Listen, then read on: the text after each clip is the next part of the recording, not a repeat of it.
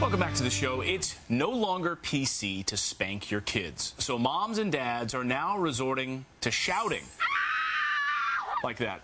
But could this type of discipline also do long-term damage? AMY McCREADY is the founder of Positive Parenting Solutions, and she's here to tell us when it is and is not okay to yell at your kids. Amy, welcome to Fox and Friends. Thank you. This is such a hot topic because, you know, so many parents have never spanked their children, but when the timeouts don't work, when the nagging doesn't work, when the 1, 2, 3 method doesn't work, I'll admit it, I yell at my kids to scare them, to get a point across. Is that wrong?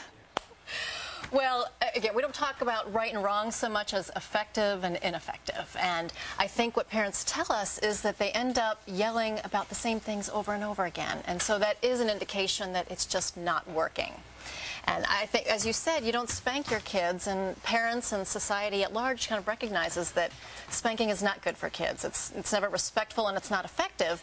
But in the absence of other tools that really work, they resort to the remind, yell, explode, and they're back into that cycle again. So here's what the study found, because this was pretty fascinating. I think it's a larger problem about perhaps moms being overworked. The study found that women are at their wits' end.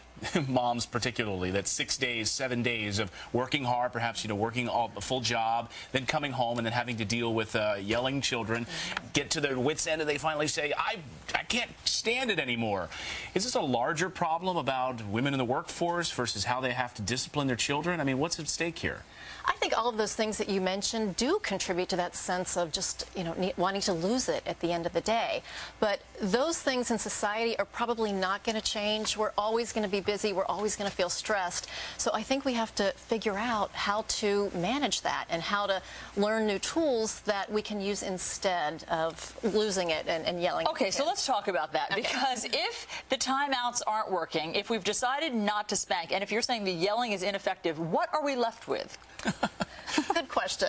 And the great news is there are a lot of tools that really do work, that are much more effective than that. And in our online parenting course at positiveparentingsolutions.com, we teach a lot of those, and there's a lot of free training for parents. But one of the ones that's most effective is called the when-then. What is that? When-then is used when you need the child to do something, to get the room clean, get dressed for the morning, get their homework done. And what you would do is delay or deny a privilege until that task is done. I call that bribing. Well, you might Which think is great. bribing. I mean, but I don't have a problem with bribing. When you make your bed, then you will get the treat.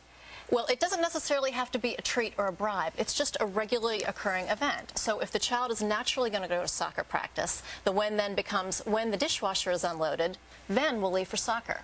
And then you have to disengage, though. I like what you say here, too, that you have to deliver that when-then in a calm voice, Yes. not the shouting camerata voice.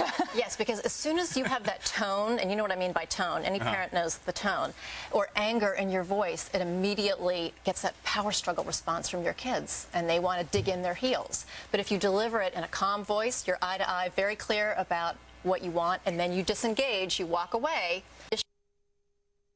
dishwasher unloaded, then they can leave for soccer practice. But of course, having to skip soccer practice, you as a parent have to know that the downside of that is that you may have to change your plans. That's right, and it requires some courage on the parent's part. You have to be willing to let the coach know that we didn't make soccer practice because Johnny didn't get done what he needed to do. Well, we hope people are paying attention, because 88% of people in this study responded and said, yes, they do scream at their kids. So maybe people can take some interesting information away from you this morning. AMY McCREADY, founder of Positive Parenting Solutions. Thanks for joining us this morning. Thanks, Amy. I'm going to give it a shot today. We'll see if she can do it with me during the show. Yeah. Not yell at me.